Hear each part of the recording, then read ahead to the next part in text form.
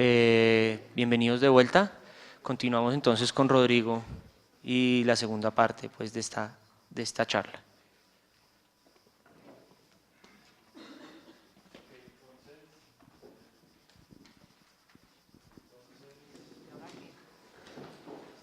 Aló, ya, listo. Entonces, dale, hay dos preguntas acá, tres preguntas. Empecemos con preguntas y... Rodrigo, ¿de qué manera se podría o se debería ser específico en el punto del público objetivo? ¿De qué manera puede uno definir su público objetivo?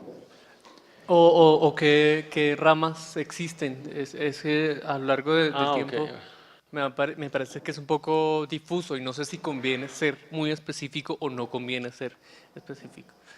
Pues mira, el buscar una respuesta para el público objetivo es un parámetro más, no es un parámetro obligatorio. Te ayuda así a entender, y por ejemplo, digamos con las redes sociales, cuando vas a subir un aviso, digamos, por ejemplo, en Facebook o inclusive en YouTube también te lo da, uno puede escoger a qué edad de persona va ese aviso. O sea, yo puedo decir, a anunciar el afiche de mi película o voy a anunciar la actriz que quedó seleccionada. Cuando es un aviso pagado, no un post en el muro, sino un aviso pagado, entonces yo asigno un presupuesto, escojo en qué países del mundo, a qué países del mundo quiero que se distribuya ese aviso, hombres, mujeres o ambos, y qué edad de personas quiero que sea. De manera inversa, la red social también te puede decir de tu comunidad, de los 1000, 100.000 personas que tengas, cuántos son hombres, cuántos son mujeres, qué edades tienen y en qué países están. Entonces, de alguna manera, la red social también te permite copiar de ahí el público objetivo. Ya cuando la película sale a venderse, cualquier cosa sucede y puede variar de público objetivo naturalmente. De pronto los adolescentes cogieron y se engancharon con una película que era para adultos o para niños o los niños, muchas veces los niños se enganchan con películas que son para adolescentes porque el niño está mirando hacia arriba, ¿no? Está mirando hacia qué está haciendo el adolescente. Entonces es un parámetro. Lo que sí les recomiendo es cuando les pregunten a ustedes por el público objetivo, por favor no digan todos, porque eso suele pasar. La gente asume que su película va a cambiar la historia del mundo y es para todo el mundo. No es así. Y cuando uno está en una presentación y alguien le dice, no, es que mi película es para toda Colombia, niños, adultos, ancianos, familias, solteros, gatos, no lo es así. Eso sí es alguien que está diciendo cualquier cosa. Entonces, en el caso colombiano, y es un caso colombiano, aquí tenemos una particularidad que es lo de estos parámetros de los estratos sociales, ¿no? Que es algo que para nosotros es normal, pero para las personas de otros países es bastante extraño, porque es el equivalente a las castas sociales en la India. Es como, ¿cómo así que estrato 6, estrato 3, estrato 4? ¿Qué es eso? Entonces digamos que aquí esa es otra manera de poder comunicar hacia dónde va esto, hacia qué tipo de público quisiéramos que la película llegara. Pero al final, pues como te digo, al final no es... ¿Cómo podrías, normalmente, cómo se hace?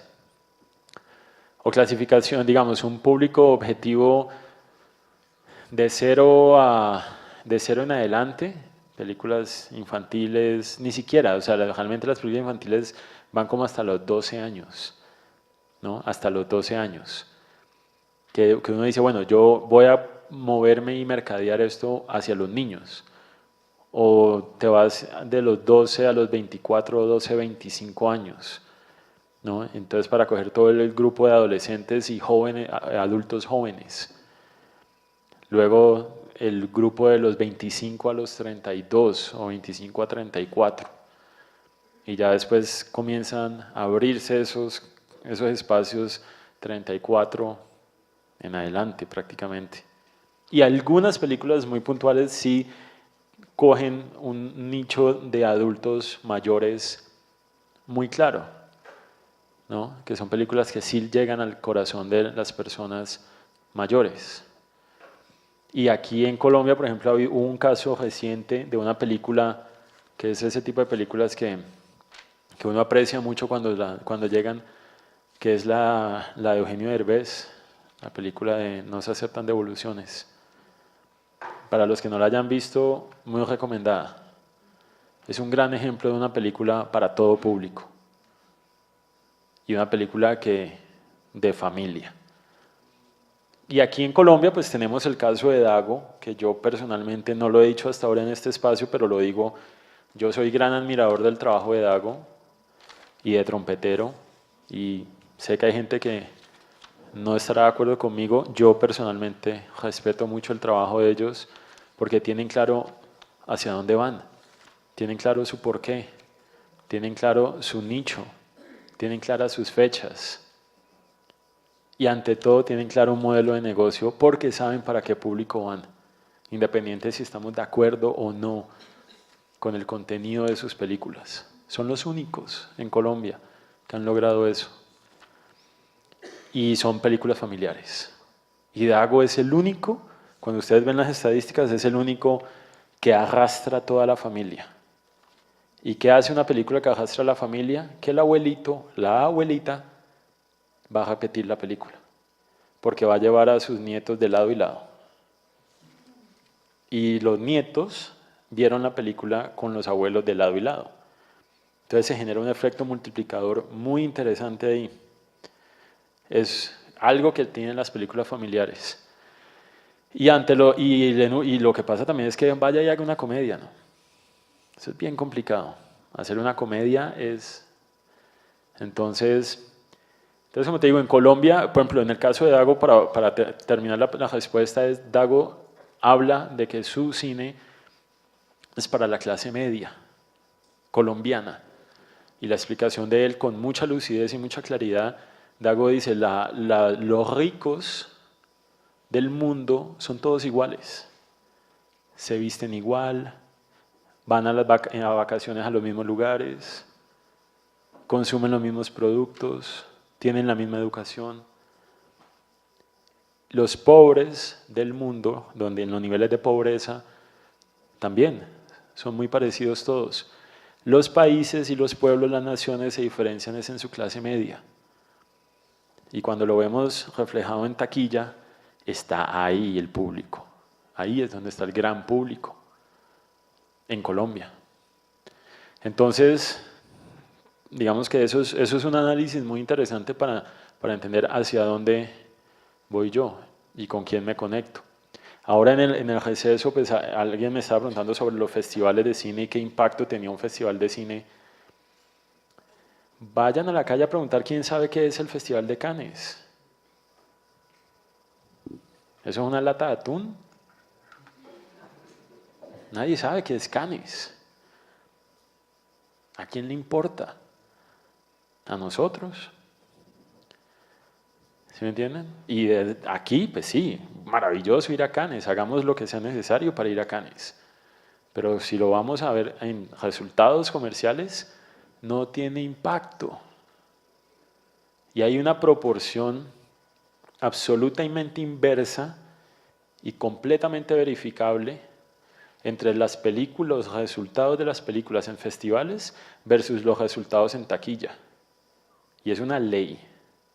Son muy pocas las películas que son éxito en festival y éxito comerciales. Caso Amores Perros. Y ya es una película que lleva más de 10 años. Normalmente, la norma es, si una película ¿Tiene éxito en festival? Probablemente no va a ser un éxito comercial y viceversa. Entonces, que eso también te da una perspectiva frente al público. Yo estoy haciendo una película para un público de festivales. ¿Cómo se identifica uno eso? Muy sencillo. Que al final no sea claro.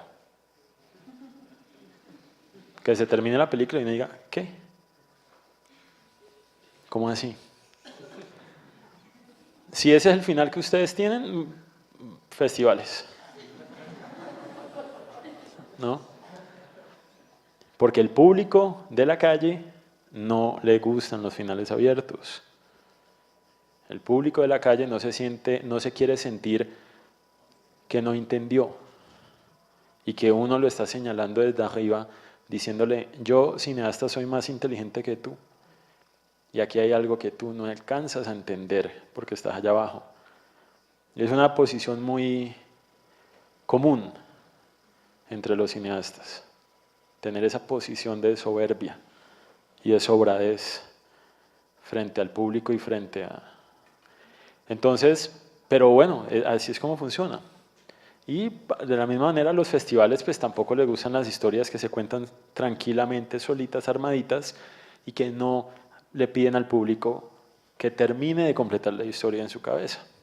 Entonces, esto de los públicos hay diferentes maneras de verlo. Depende de tu proyecto y de con qué te sentís más cómodo de decir, mi película va para esto, va por aquí.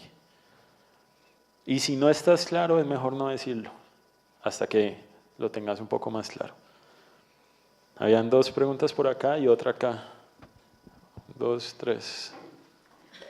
Bueno, desde tu experiencia como jurado en la presentación de proyectos y específicamente pues me quiero centrar como en los documentales.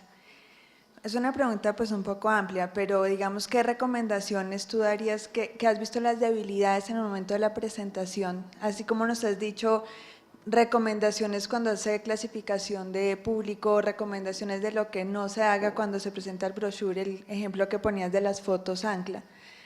¿Qué debilidades ves en el momento de la presentación, en el tratamiento visual? ¿Qué ves que falta siempre o que pueden ser como comunes?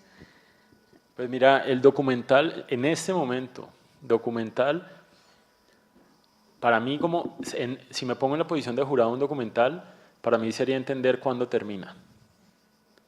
¿En qué momento vas a parar? Porque quienes hacen documental y quienes han hecho documental saben que eso es lo más difícil de un documental. Es hasta dónde llego.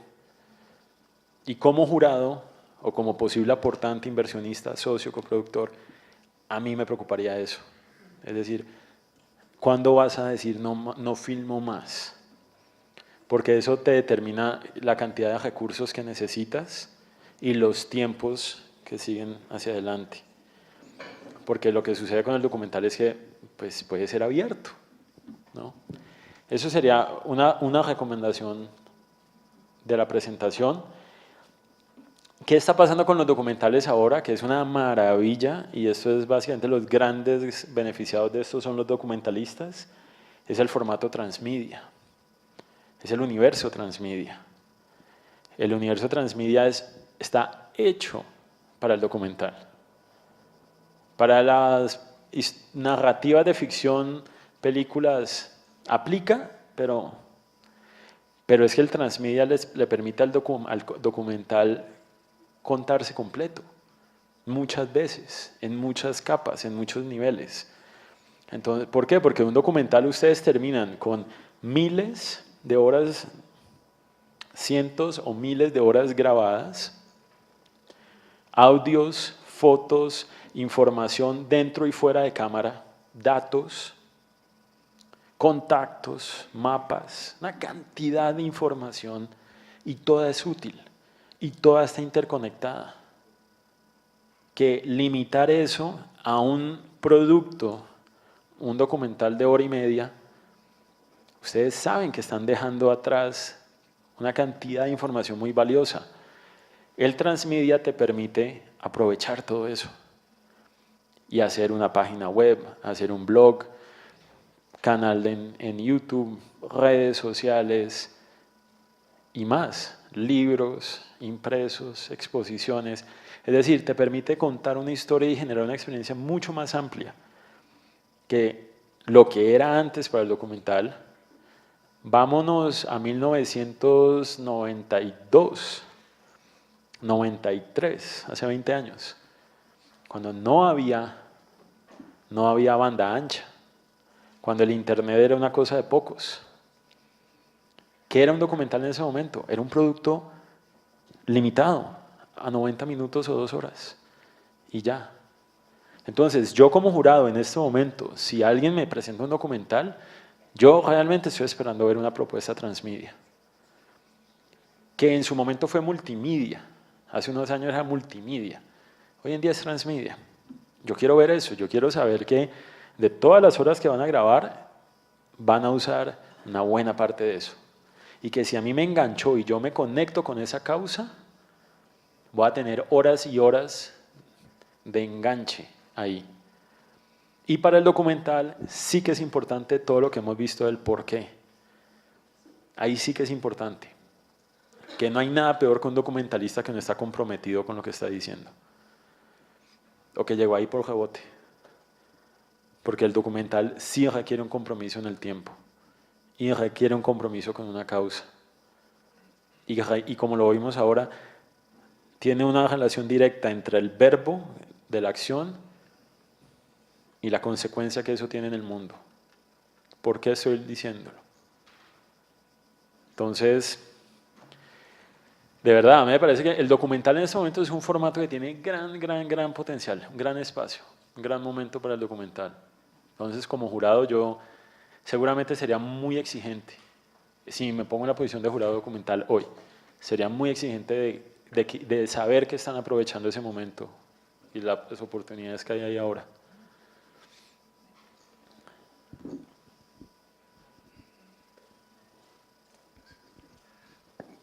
Buenas tardes.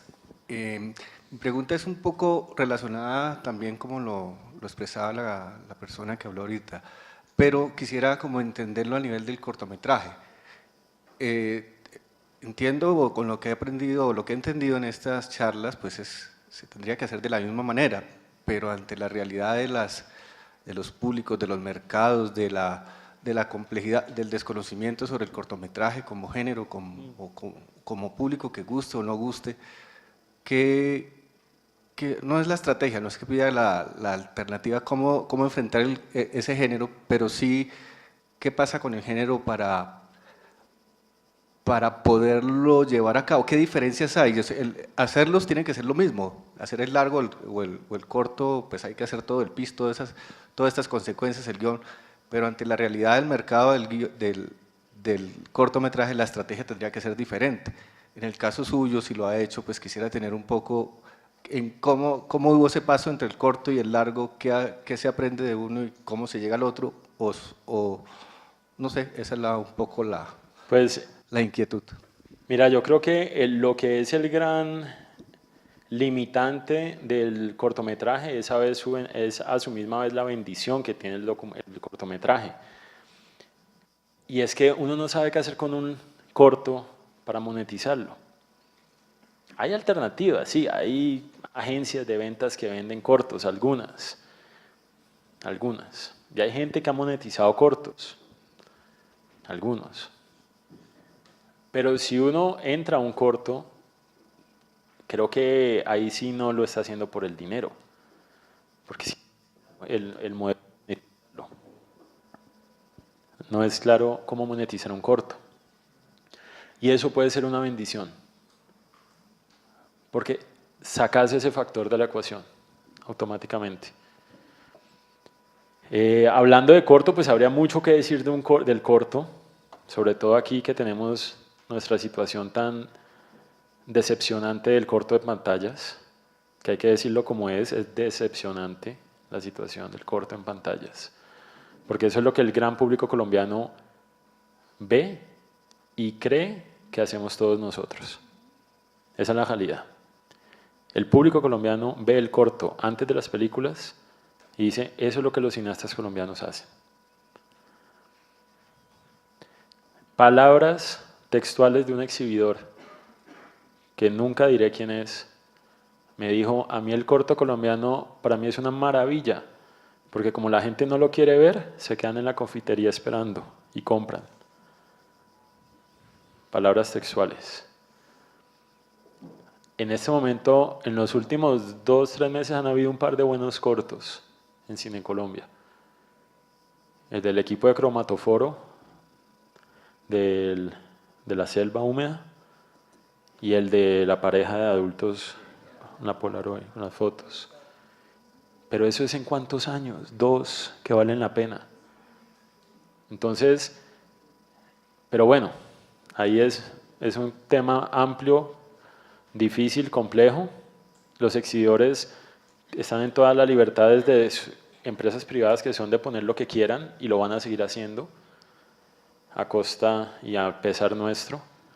Saquemos eso de la ecuación, no pongamos eso como modelo de monetizar un corto ni como objetivo de corto, porque si tu objetivo de corto es llegar a salas de cine, pues entonces posiblemente tenés que hacer un corto de muy mala calidad para que el exhibidor lo coja, porque eso es lo que están cogiendo. La norma es esa. Entonces saquemos eso de la ecuación. ¿Qué hace uno con un corto? ¿Cómo se monetiza? ¿Cómo se han monetizado cortos? Y que le da una vuelta al modelo del corto. El corto es una carta de presentación de un largo. Es una sinopsis de una idea para un largo. Y eso está empezando a funcionar muy bien. Suele funcionar muy bien para películas de género de horror, de terror, de ciencia ficción, de acción, de animación. Entonces yo hago un corto como carta de presentación de lo que es largo y no cuento toda la historia. Y hay varios casos que han habido en los últimos años de cortos que han sido comprados porque lo que están comprando es la idea. Y de ahí derecho va un director a dirigir su largo. Mi experiencia con los cortos. Cuando yo estaba en la universidad, fotografié muchos cortos como director de fotografía, muchos. Yo era de mi clase en la Universidad de Nueva York, yo era el que más fotografiaba. Todos querían que yo fotografiara, o sea, hice muchos. Como productor, mi única experiencia con cortos fue produciendo los cortos de Andy Weiss, porque pues yo, digamos, he estado con Andy venimos desde la infancia juntos, y los cortos con Andy eran los ejercicios de producción para llegar al primer largo, que fue Satanás. Pero tenían un objetivo muy claro, era ejercicio previo a ese primer largo. Hubo un corto después de eso, que fue un corto por encargo, pero yo ni leo, ni busco, ni me meto en el formato del cortometraje.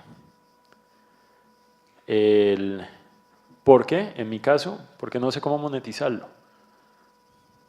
No sé cómo hacerlo. Pero sí hay productores que saben muy bien manejar el corto, conocen los circuitos de festivales, de programadores, de jurados, y se mueven muy bien ahí, tienen un nombre, cogen el teléfono y con una llamada pueden darle vida a un corto. No es mi caso, porque no me he movido. Pero es un formato que me gusta mucho y el internet está hecho para el corto. Es perfecto también, afortunadamente. Y como la lógica del espectador en internet es formato corto, no me voy a quedar aquí mucho, entonces el corto se puede mover muy bien ahí, ¿no? Entonces, pero sí, yo creo que el corto es interesante como un paso dentro de un proyecto más grande, sea un proyecto hacia un largo o en la carrera de una persona. Es invertir en el trabajo de alguien, de un talento. Y aquí, digamos,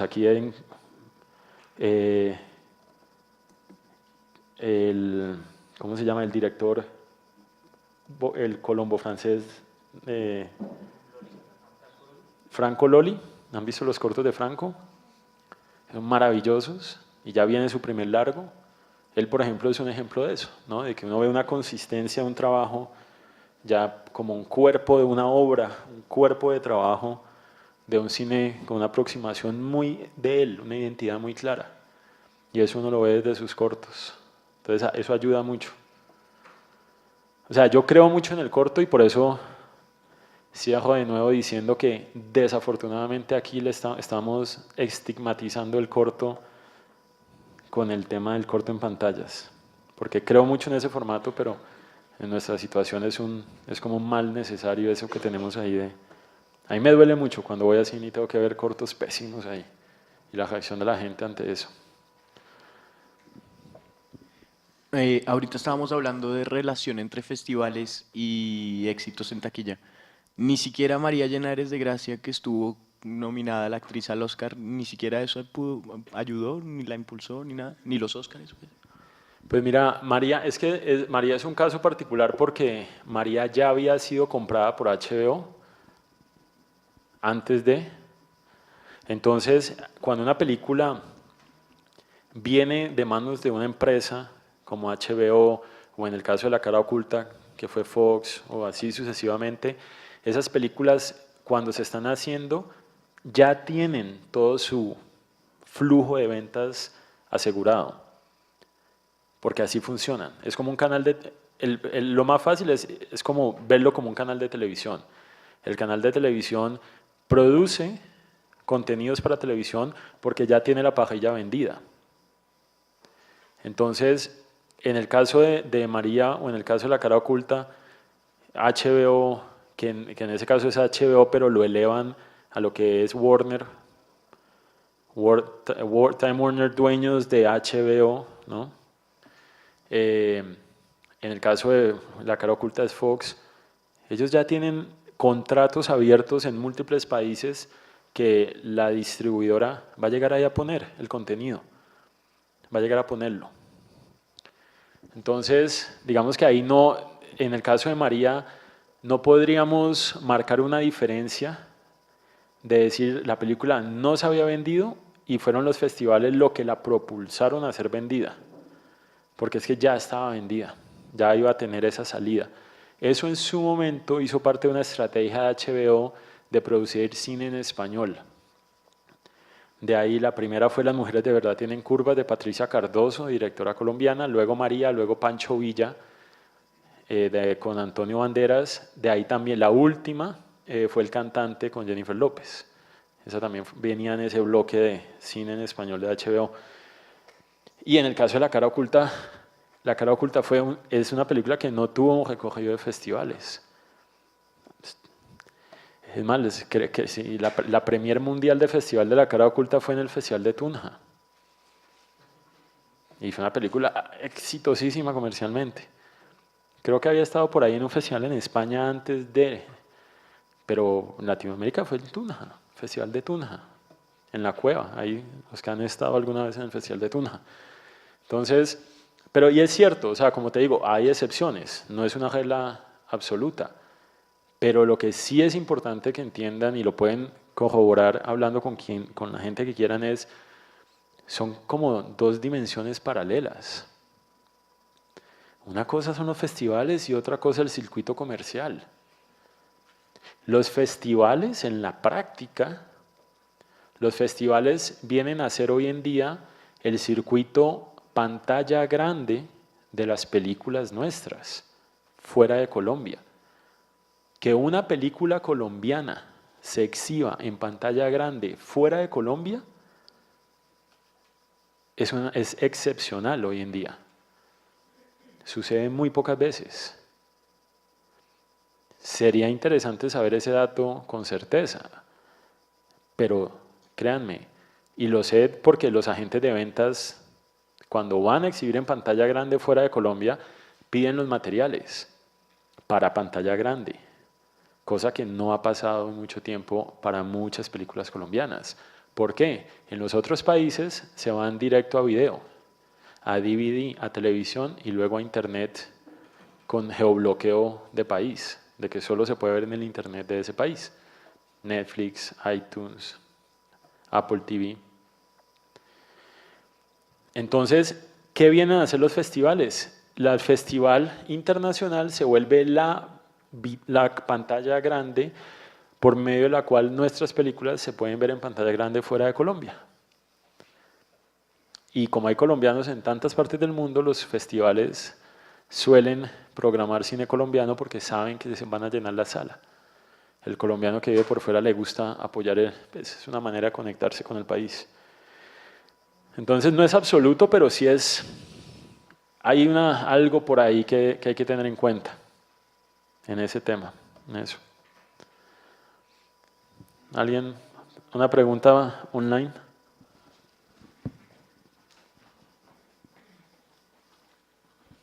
Sí, hay aquí una pregunta. Dynamo comparte sus películas en YouTube. ¿Esto tiene un fin monetario o reconocimiento como empresa productora? Si hay una película de Dynamo en YouTube, está pirateada. Ok. O sea, no, en este momento, a la fecha, nosotros no tenemos películas de Dynamo legalmente colgadas en YouTube. En este momento. No. Pero no en YouTube.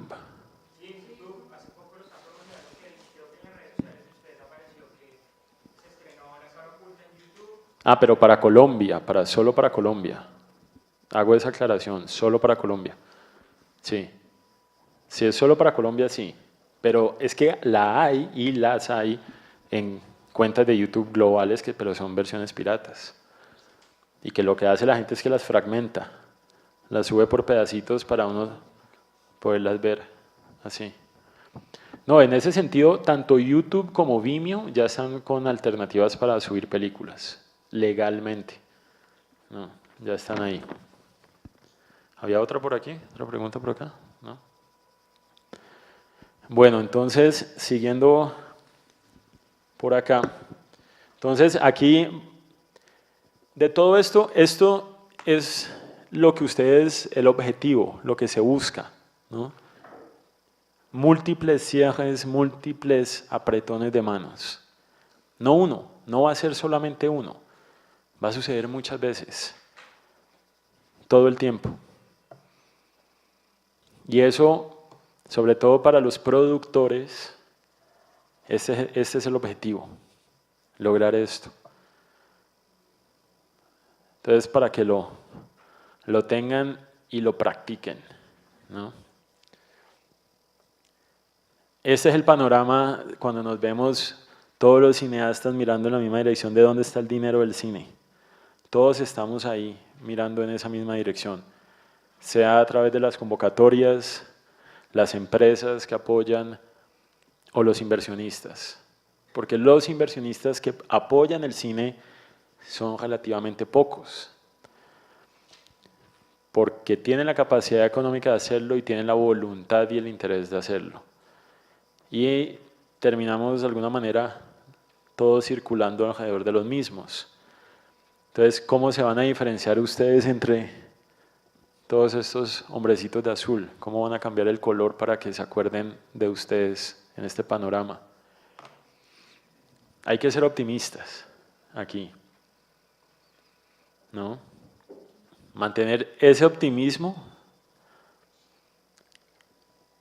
pero con una manera desde la realidad.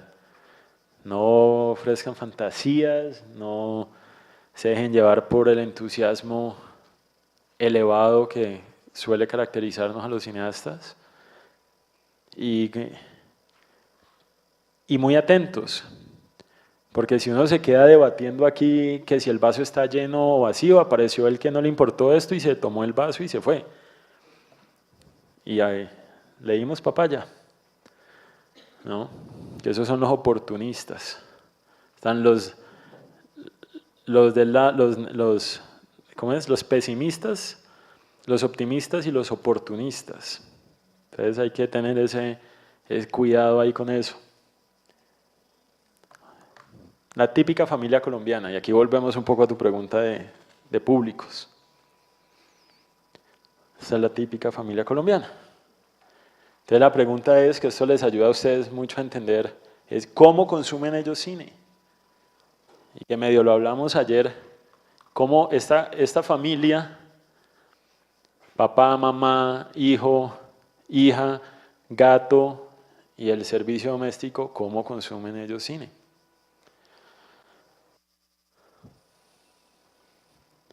Esa es la realidad.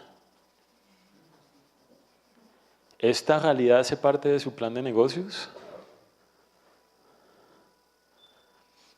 De aquí, ¿qué se puede monetizar? ¿Cómo? ¿Cuándo? Porque sí, pues uno dice, no, que a Apple o Netflix, iTunes, me van a comprar. ¿Cuándo van a comenzar? Porque es que en la manera de ser del esquema hoy en día, para poder llegar allá, tienen que haber pasado por salas de cine. Y después de salas de cine hay una ventana obligatoria para video, que es DVD, que eso nunca funcionó acá. Y después viene el tiempo de televisión en cable y satélite por Latinoamérica. Y luego viene la ventana de televisión abierta en Colombia. Entonces, ¿dónde entran estos jugadores aquí? ¿O me voy directamente a ellos? De una. Y lo monetizo allá. Yo no sé cuántas descargas ha tenido Lecciones para un beso, la película colombiana, pero esa película lleva entre el top de iTunes, ¿cuánto tiempo? Mucho tiempo. Está ahí. Y ellos prácticamente se fueron rapidito para allá. Y esto es importante, porque si ustedes llegan donde el inversionista a decirle, señor, vamos a... Y llegan con un discurso gigante sobre la sala de cine y lo que significan las ventas en cine y la taquilla, y este señor nunca va a cine. ¿Él va a entender eso? No lo va a entender. Seamos honestos, no lo va a entender. Porque él como consumidor consume de otra manera, en otro lugar. Es como llegar a donde la persona que siempre compra en la tienda del barrio, su mercado, hablarle de macro, donde le venden no lo del día, sino lo del mes. Así como así, ¿por qué no? A mí no me cuadra eso. Entonces es importante que ustedes tengan esa perspectiva de cómo la gente consume el producto para saber cómo ofrecerlo. Que fácilmente estamos hablando de cosas completamente opuestas. Y esta es la otra realidad. Esta es la competencia de ustedes. Esta es la verdadera competencia. La verdadera competencia no son las otras películas. La competencia no es Hollywood, sobre todo en el caso colombiano. Para nosotros, maravilloso que las películas de Hollywood hagan millones y millones de espectadores en Colombia. Porque entre más vendan, más dinero le entra a la bolsa del FDC. Y entre más dinero haya ahí, más hay para el cine colombiano. Eso es un gran esquema para el cine colombiano. Esa es la competencia. La televisión, las fiestas, las rumbas, la Selección Colombia, el Mundial, el Internet, los libros, los conciertos, los deportes, todo lo que signifique qué hago yo con mi tiempo libre. Esa es la competencia de ustedes. Ahí está. ¿Micrófono dónde está? Acá.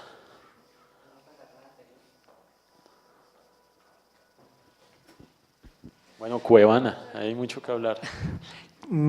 Qué pena, esto me hizo pensar en una pregunta que quizás se sale un poco de esto, pero lo toca, entonces por eso la hago ahorita porque después me quedo sin hacerla. Y es, esto de alguna manera toca las ventanas de explotación, ¿sí? Y si yo voy a abordar al inversionista y yo voy a estimar que en el peor o en el mejor escenario voy a obtener esto en salas de cine, esto en DVDs, esto en televisión abierta, cerrada, bueno, en fin, en estos otros servicios digitales. Hay algo en lo que desconozco cómo ha sido el comportamiento, voy a hacer algo desde el desconocimiento, algo pesimista, ¿sí? Mi afirmación hipotética es, me imagino al comprador, al consumidor común y corriente, compra un DVD de The Matrix, por ejemplo, pues porque vio la película y le encantó, y así con muchas otras películas porque la vio en sala de cine y le encantó. Usted alcanzó a mencionar antes que el DVD no había funcionado bien aquí y yo supondría, o mi pregunta es, ¿realmente hay o sea, el espectador común y corriente de pronto se aventura a ver una película colombiana, pero realmente qué tanto genera un entusiasmo para que este segundo mercado que es el DVD, que en caso de Hollywood, pues es una, o sea, es una monedita, o sea, una fuente de ingresos importante, ¿sí? Es decir, cómo uno podría estimarle, o más bien lo que usted, como usted nos decía, mejor ser realista y decir, esperamos en el mejor escenario obtener esto en pantallas y realmente pues ya uno no puede prometer que va a haber una ganancia en DVD o sería escasa y más allá, ¿cómo se determina? Porque yo puedo alcanzar a entender, en el caso, qué pena porque aquí son varias preguntas, en salas de cine son las boletas vendidas lo que me determina el ingreso, ¿sí? En el caso del DVD, pues el DVD vendido, pero ya en el caso de las negociaciones con canales, ¿cómo estima uno una compra que le va a hacer uno un canal para A ver, explotación de Benita, territorios? claro para que desenredarte. Sí.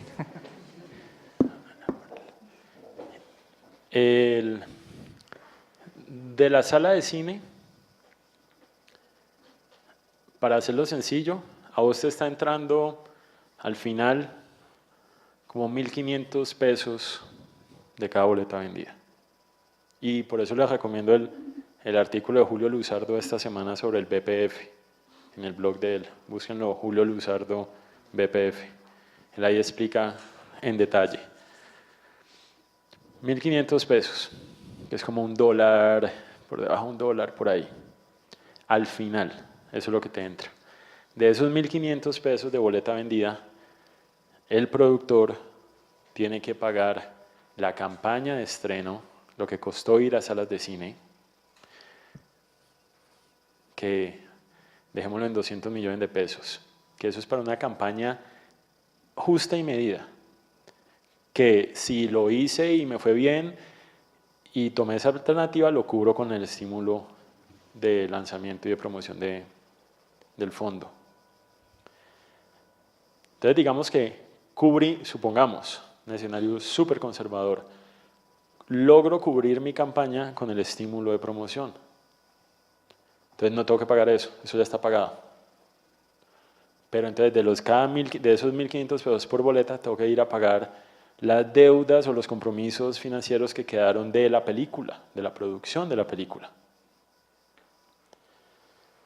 Y ahí sí, pueden ser 3.000 millones de pesos, pueden ser 10 millones de pesos, eso depende de cada uno de ustedes, lo que tienen que. ¿Cuál es la realidad? Una película colombiana no pasa, en el mejor de los casos, en años recientes, de 2 meses en salas de cine. Y como han visto en las estadísticas, y por eso es bueno que miren todo esto, pues los números no son muy favorables en este momento.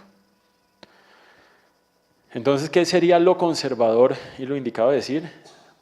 De taquillas de salas no voy a recuperar. Si estamos hablando de una película del costo promedio, es decir, si es una película encima de 1.000 millones de pesos, probablemente de taquilla no vas a tener una utilidad.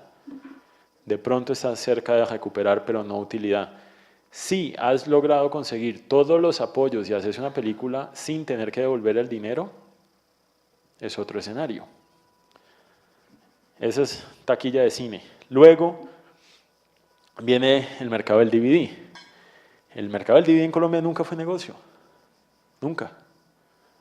Nunca. En las buenas épocas, cuando el círculo de lectores compraba, te daban un anticipo después de descontar el valor de la producción del DVD, y eran las épocas cuando un DVD en Colombia costaba 40.000 pesos.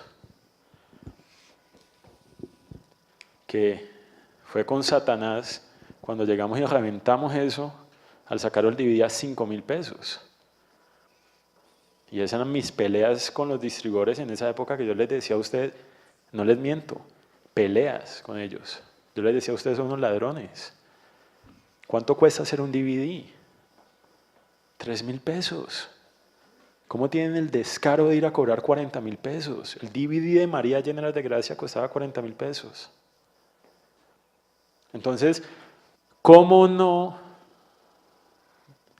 dejar que la gente compre películas piratas si nosotros como productores dejamos que los exhibidores y los distribuidores cobren de esa manera un producto legal? Para mí no tiene sentido. Con Satanás lo sacamos a 5.000 pesos. Se agotaron todas las existencias. Y luego llegaron los distribuidores a decir, no señores, que ya no lo vamos a distribuir más, porque es que queremos subir nuestro margen de utilidad y ustedes no nos dejan porque ya lo anunciaron a 5.000 pesos. Entonces ahí es cuando uno comienza a entender dónde está el negocio de cada persona y la intención de cada persona. ¿Sí me entienden? El porqué de cada persona en esta cadena. Y entender eso les ayuda a ustedes también a evitarse un desgaste de energía bastante grande. Hago el paréntesis para explicar eso. En gran parte, los exhibidores de cine, dueños de sala de cine, no están en el negocio del cine. En gran parte, ellos están en el negocio de los bienes raíces y las comidas rápidas. Esa es la verdad. Es un negocio de bienes raíces y comida rápida. El cine es el pretexto para vender comida en confitería. Cuando uno entiende eso, uno empieza a trabajar más fluidamente con ellos, porque uno entiende el objetivo y el porqué de su negocio.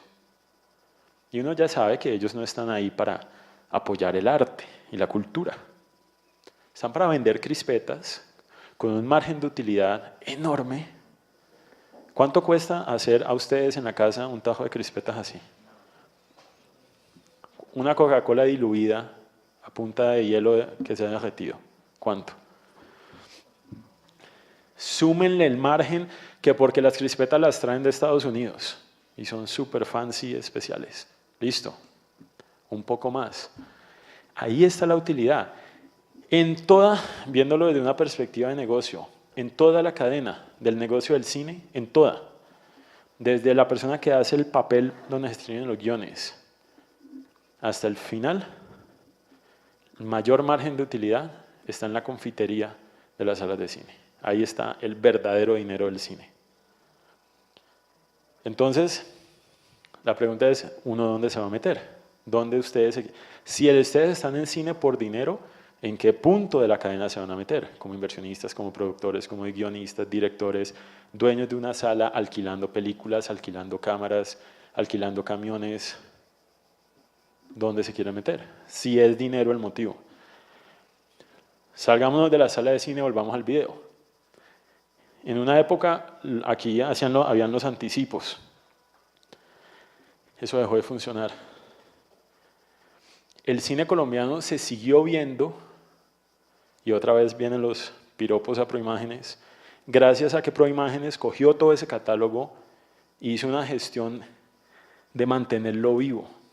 Y por eso hay muchos DVDs del cine colombiano que podemos ver. Porque para los exhibidores y distribuidores eso ya no era negocio.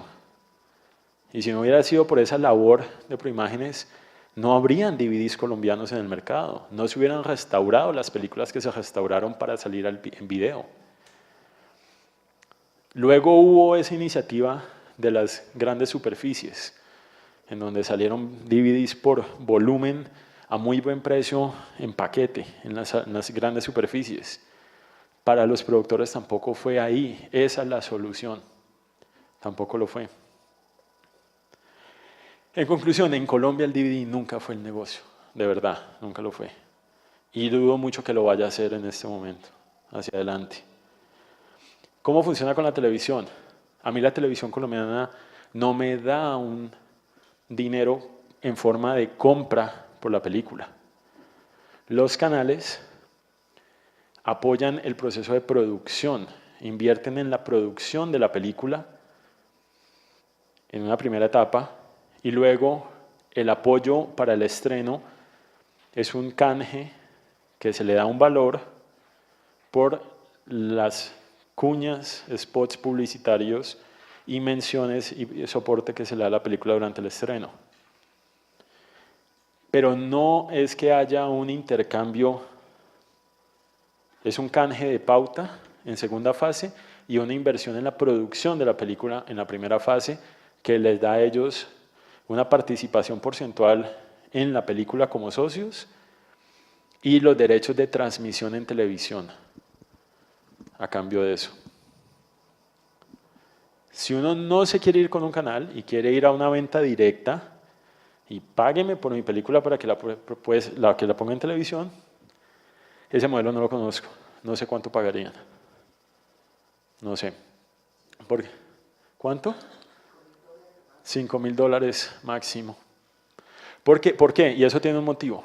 El cine internacional que el canal de televisión puede comprar, y a mí todavía me sorprende y me fascina ver cómo en un país donde tenemos un discurso de paz y unidad y las películas que más se ven en los canales son las películas de acción y de violencia internacionales.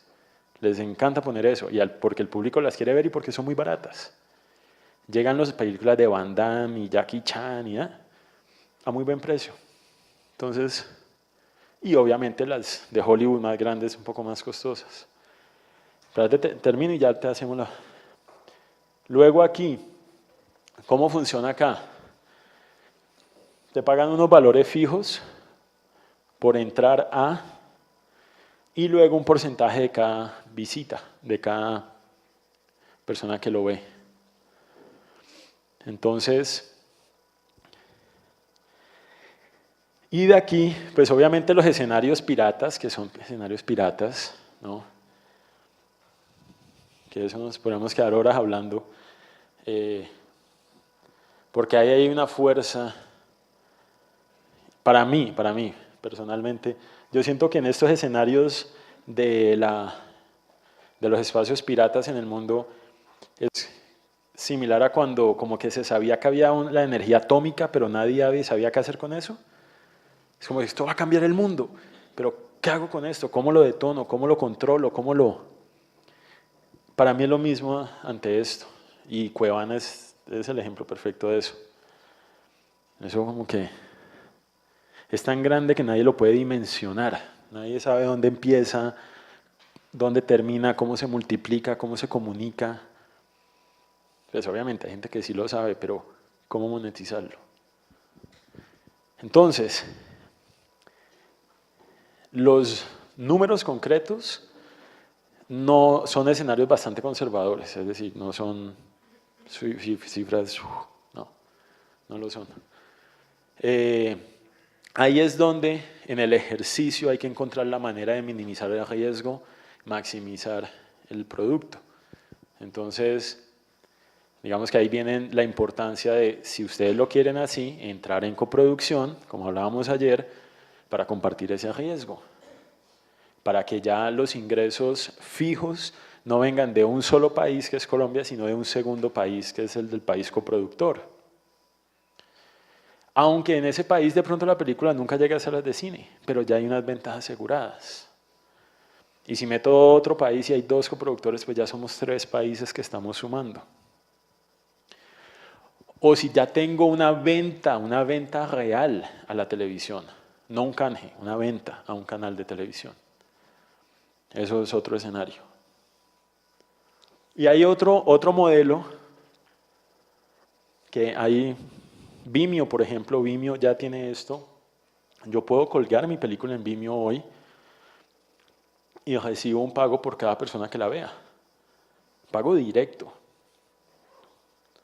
Vimeo, creo que es Vimeo Plus, Premium, algo así. Plus, sí, ok. Ya tiene eso. Y uno puede ver documentales, películas. Que esa alternativa de yo tener en una plataforma como Vimeo, y hay otras páginas que también la ofrecen, la capacidad de recibir un pago por usuario sumado a redes sociales, puede llegar a ser una fórmula muy interesante. Sumado a un presupuesto de producción justo y medido, puede haber ahí un negocio interesante y sostenible. Entonces, Los números específicos, que es lo que me estás preguntando, pero realmente es que no, esos son supuestos. Y eso es lo que pasa que cuando uno ve, por eso cuando uno ve un plan de recuperación, que era lo otro, no flujo de caja, sino un plan de recuperación, pues eso ahí, eso puede ser lo que sea.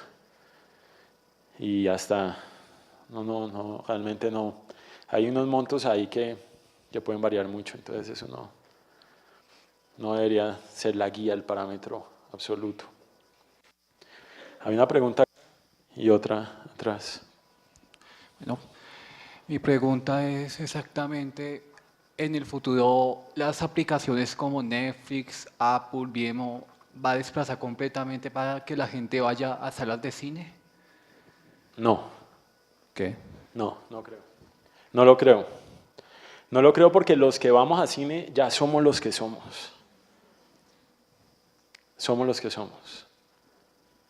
En Colombia se hizo en algún momento un ejercicio que no recuerdo cuándo fue que vimos esto, que se hablaba de que somos aproximadamente 400.000 colombianos los que vamos a cine. ¿Quién de ustedes ha ido al cine en la última semana? Sala de cine. Ok. Y estamos hablando de cineastas. ¿Cuántos de ustedes vieron una película en DVD legal en la última semana? Una proporción similar. ¿Cuántos de ustedes vieron una película en internet legal o ilegal en la última semana? Legal. Eso y es importante porque miren que la realidad es que cada vez el número de asistencia al cine no es que se incremente, pero se mantiene. En Colombia ha ido subiendo, pero en el mundo se mantiene, ¿no? Vámonos 3 años atrás, cuando espérate, me devuelvo. Cuando no había Netflix y no había iTunes en Colombia, uno veía películas en internet en Cuevana todo el tiempo y en las otras.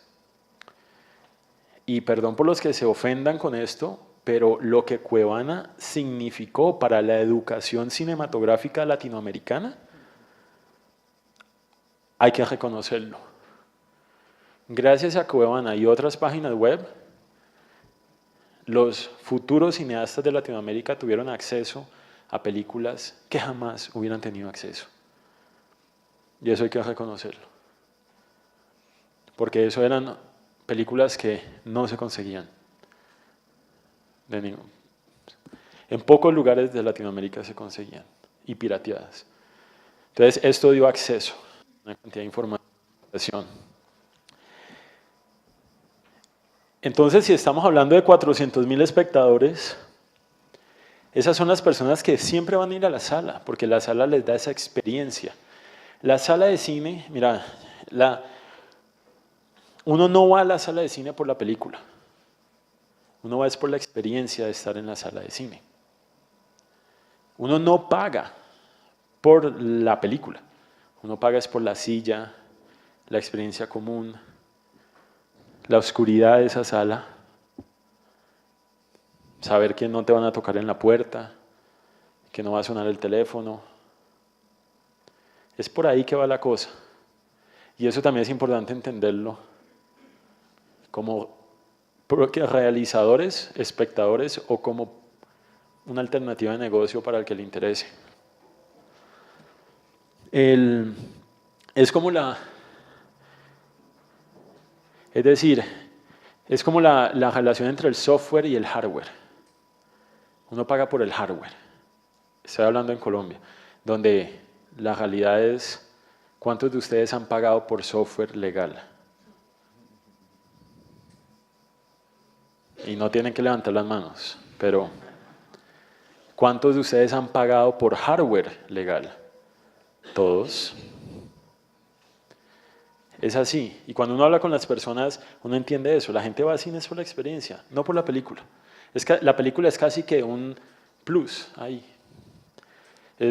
¿no? Entonces, yo creo que no, yo creo que se mantiene y yo personalmente creo mucho y siempre he creído mucho, va a haber un momento en donde las salas de cine no van a cobrar la entrada. Será gratuito, porque es un modelo similar de la televisión. Puede ser un modelo similar de la televisión donde es por pauta. Si yo le digo a una empresa que toda esta gente, que la sala de cine va a estar llena siempre, porque yo no voy a cobrar entrada, pero sí voy a poner un aviso de sus marcas en la entrada, antes de la película, a la salida de la película. ¿Cuál es la prueba de lo que les digo? Los festivales de cine.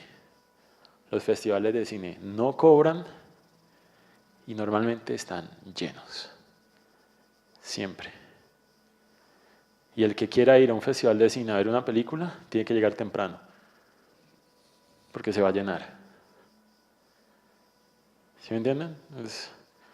Entonces, y es un modelo muy clásico, es el modelo de reunirnos en grupo, en un anfiteatro, en un teatro de mármol, de piedra, de madera, un peladero, pero es la experiencia en grupo. Y hay gente que no le gusta, hay gente que prefiere su pantalla grande, no me molesten en mi casa. Y hay gente que tiene la pantalla grande en la casa, pero cuando se trata de cine, va a la sala de cine. Entonces, yo creo que no, yo creo que eso se va a emparejar, de alguna manera, se va a emparejar. Pero eso es importante para nosotros también, digamos, ser conscientes de que la persona, y un poco para darles perspectiva de esto, ¿cuántos de ustedes juegan videojuegos? Que sean hardcore, o sea, fans, así, tan. ¿Cuántas horas de experiencia les da a ustedes un nuevo videojuego? 9 horas. Él es bueno, él es bueno. Les digo, él es bueno. Para que un nuevo juego le dé 9 horas es bueno. Porque a una persona regular eso se le duplica o se le triplica para terminar el juego o más. ¿Cuántas horas de experiencia les da a ustedes un libro? ¿20? Esa es la competencia. Veámoslo, relación costo-tiempo de experiencia. El cine nos da 1 hora y media. Entonces nosotros tenemos ese reto como cineastas de hacer que esa 1 hora y media valga, realmente sea valiosa. Porque los costos de un videojuego o de un libro, sobre todo si nos vamos al mercado pirata,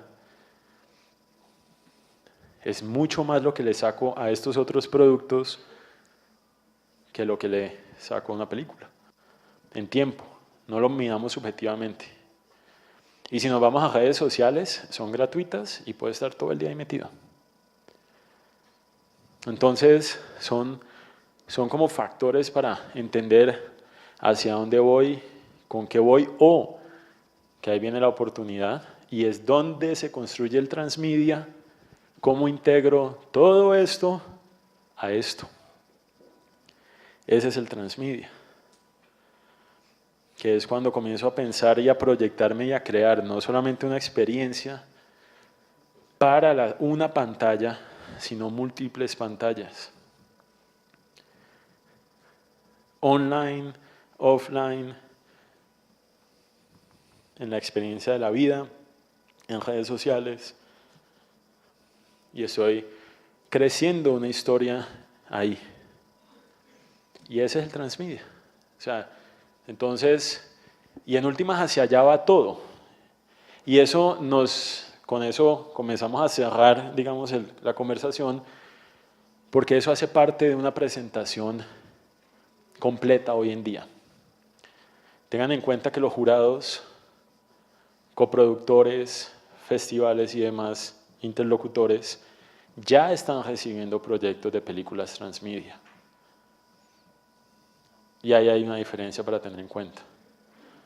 Porque si yo llego con mi carpetica y mi dossier hablando de tan solo una película que va a tener una vida limitada a pantallas de cine y la cola de las pantallas tradicionales, Y luego aparece el señor Sebastián, y Sebastián llega con una carpeta transmedia, donde le dice, no, pero es que, sí, yo voy ya, pero es que este es mi primer punto. Esa es mi primera parada. Luego yo me voy a esto, y acá, acá, acá. Y eso va a ser una experiencia así, 360. Eso es lo que los jurados cada vez van a comenzar a recibir más y más. Y ese es un cambio importante en el modelo de presentar esto. ¿Toma más tiempo? Sí. ¿Es más complejo? Más complejo. Pero, y ahí si ustedes tienen una buena historia, el desaguante para todos esos niveles y pantallas, y tienen el compromiso y tienen el porqué de tener el aliento para esa maratón, es una propuesta ganadora. Sin duda es una propuesta ganadora. Y van a encontrar el apoyo y los aliados, los recursos para esto. Y lo tienen que hacer para ustedes. Para ustedes. No piensen en los demás, no piensen en lo que el jurado quiere escuchar, no piensen en lo que el inversionista quiere escuchar, no se comprometan con la actriz famosa y lo que ella quiera, no. Piensen en ustedes. Porque ese proyecto, 7 años después, 10 años después de haberse hecho, tiene que ser motivo de orgullo para ustedes. Si no lo es, el tiempo se les fue en otra cosa y la cabeza la tenían en otra parte. Me pongo en los zapatos del inversionista. Me pongo, sobre todo el inversionista, pero esto aplica para todos los demás. ¿En qué estoy invirtiendo? En ustedes y en ustedes porque tienen estos valores. Esto es lo que un inversionista invierte. En el conjunto de estos valores sintetizados en el talento y la carrera de ustedes. Lo demás es el resultado de esto. Pónganse ustedes en el zapato, en la posición de inversionistas. Esto es esto. Demuestren esto cuando ustedes hablen con ellos. Demuestren esto en cada acción, cuando le envíen un email. Si ellos los llaman, contesten el teléfono. Así haya una mala noticia que dar. No se escondan.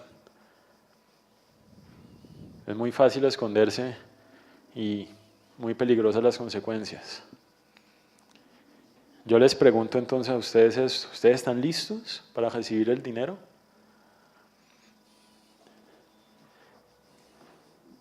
Y es una pregunta sencilla y la respuesta también es muy sencilla. ¿Están listos? ¿Están convencidos del proyecto que tienen? ¿Están convencidos que ese guión está listo para entrar en producción? ¿Para que este dinero se transforme en una experiencia de una película? Para ustedes, el equipo técnico, los actores, las actrices y las cientos de personas involucradas, ¿o no? ¿O prefieren esperar un poco para que el proyecto esté maduro y esté listo? Esta es una pregunta muy sencilla pero muy importante, porque se van a encontrar con esta persona que de un momento a otro les va a decir, aquí está, vamos. Y ustedes tienen que ser conscientes de si es el momento de tomar el dinero y ir a producir, o decirle a la persona, dame una espera, que todavía no estoy listo, pero estoy comprometido y espérame. Esto es importante.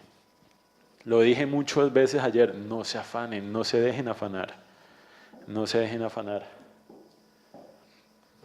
Porque a veces pasa esto. Y uno se asusta cuando se le aparece Washington ahí. Listo para ir a hacer la película Mr. Washington. Entonces, Franklin, ¿no? En Colombia, ¿cómo es? Como dice un amigo mío, Garavito y Isaac. ¿Cómo es? Los de Colombia son Garavito. ¿Quién más está en los billetes? Sí, están todos los... Cuando esos personajes están listos ahí para ayudarlo a uno a hacer la película, ¿nos asustamos o estamos listos? Porque a veces está ahí la persona con la mano lista para cerrar negocio y esa es la cara que uno pone. Y de verdad, a ver, vámonos a la perspectiva de cómo es esto en la realidad. Uno pasa de un presupuesto de un corto de 50 millones de pesos, 100 millones de pesos, o un corto estudiantil de la universidad, donde tuvo un flujo de caja en efectivo de 8 millones de pesos o 5 millones de pesos, y de un momento a otro estoy aquí con un presupuesto caja efectivo de 1.500, 2.000 millones de pesos. ¿Estoy listo para hacer esa transición? ¿Me asesoro bien? ¿Me agrupo bien? ¿O sí estoy listo para dar ese salto? Y otra vez, aquí está. Este es el objetivo de esto. Cerrar, llegar a acuerdos y estar seguros de que con estas personas es... Para terminar, porque creo que ya nos queda un poquito, ¿no? ¿Una pregunta? Entonces, vengan, voy a terminar esto y terminamos con preguntas. Para terminar, volvemos a nuestros círculos de ayer, el qué, el cómo y el por qué. Y aquí la metáfora es sencilla. Es una persona con un arco y una flecha. Esa distancia entre la punta, desde el codo, la flecha, todo lo que está sucediendo en esa persona y ese objetivo, esa distancia, ¿cómo la cerramos? ¿Con qué? ¿Qué va a suceder en ese desplazamiento? En ese tiempo y en esa distancia. ¿El qué? La flecha. En este caso, la película. ¿Cómo va a llegar esa película ya a ese objetivo? El cómo. ¿Cómo cubro la distancia? Con claridad, disciplina y constancia. Ahí. Firmes, claros, constantes y disciplinados. Con eso se cubre. Y eso a distancia puede volverse semanas, días, meses o muchos años. Pero sabemos que eventualmente, si tenemos un porqué definido, vamos a llegar aquí al objetivo. Y eso sí, se los digo, no tengo duda alguna de eso. Y de todos mis compañeros con los que he hecho cine y he compartido hacer cine, esto es así. Uno va a llegar. Se va a llegar, se va a hacer. La pregunta es, ¿le di o quedé por fuera? Pero llego. La flecha va a cruzar, va a llegar allá. Esto va a pasar. Pero está en ustedes cómo llegan. Y de verdad están ustedes, no están los demás. Y uno puede buscar muchas excusas a mucha gente y culpar a mucha gente de por qué las cosas no salieron bien o no salieron mal, o salieron mal, pero bien mal. Entonces, bueno, esa era la presentación, terminamos con preguntas. Bueno, muchísimas gracias por estos 2 días, fue muy interesante, aprovecho para eso. Y bueno, me gusta pensar mucho en el futuro del cine y en eso está lo del 3D. El 3D, según usted, el 3D es una moda, el 3D es el futuro del cine, porque pues ahorita son las películas más taquilleras en Colombia de los últimos años han sido en 3D. Entonces, esta es la primera. Y la segunda, con esto de la inversión, ¿usted cree que muchos cineastas en Colombia han recibido el dinero de inversionistas sin estar listos? Y, o sea, ¿usted conoce casos de inversionistas que dicen, no, yo ya metí una vez plata en cine, no lo vuelvo a hacer porque eso fue un error terrible y el mame salió con un chorro de babas? ¿O Te contesto de atrás hacia adelante, sí, hay muchos casos ya conocidos de inversionistas que han sentido eso y que han vivido eso. Pues no digamos que muchos, digamos que los hay. Hay inversionistas que han sentido eso porque los productores han vendido algo que no es, han vendido algo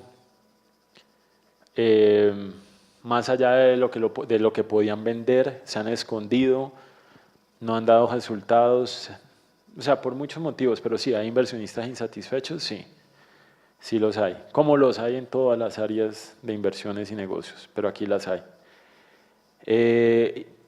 Realizadores y productores, cineastas que han recibido dinero sin estar listos, sí, también, claro, y yo me incluyo ahí, porque uno nunca está listo, y por eso lo digo, uno nunca está listo, uno siempre siente que tiene algo más por mejorar, pero es que si no empiezo, no empiezo.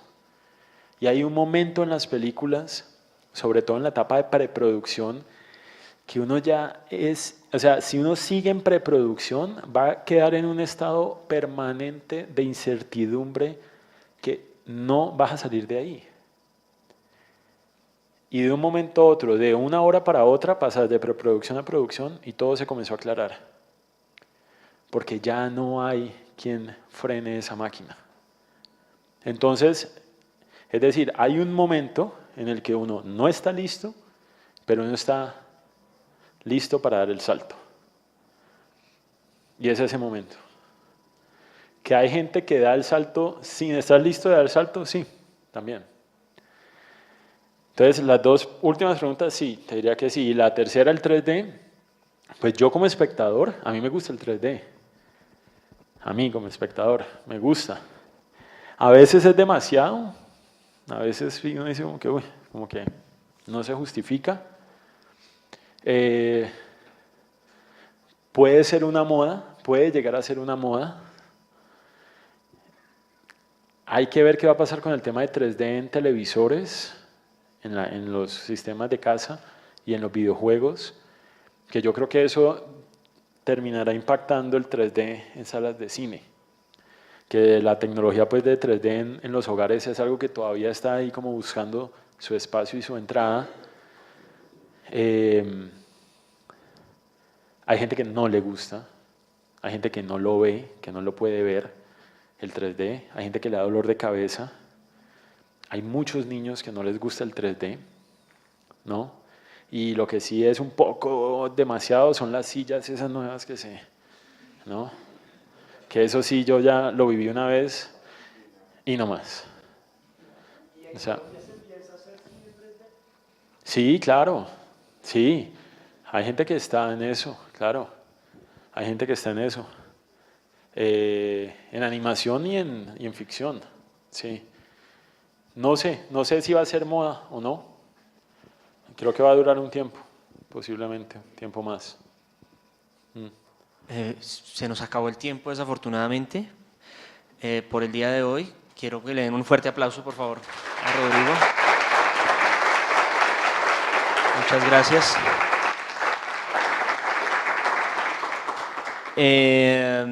Bueno, quiero darle muchas gracias también a las personas que nos están siguiendo por el streaming. Mañana a las 11 de la mañana vamos a tener la última parte justamente con Rodrigo y con un proyecto que se llama La Defensa del Dragón, dirigido por Natalia Santa y producido por Galaxia 311. Va a haber un ejemplo, una presentación de un pitch y vamos a hacer una especie de estudio de caso y luego vamos a dejar un espacio abierto totalmente online para preguntas. Entonces, pues a los que nos están viendo y que tienen todavía varias preguntas Sin Entender, Manuel Vicente Cubas, MAL3, Pitágoras Ideas, Negus In, bueno, a todos los que nos están viendo, muchas gracias y también pues los estamos esperando mañana. Y también mañana en la tarde, a las 4 de la tarde, vamos a tener un panel con empresarios del sector para hablar un poco como de las experiencias de casos reales, pues de personas que han logrado como consolidarse hasta cierto punto en esta industria. De nuevo, mil gracias a ustedes por asistir y pues nada, nos vemos mañana. Gracias.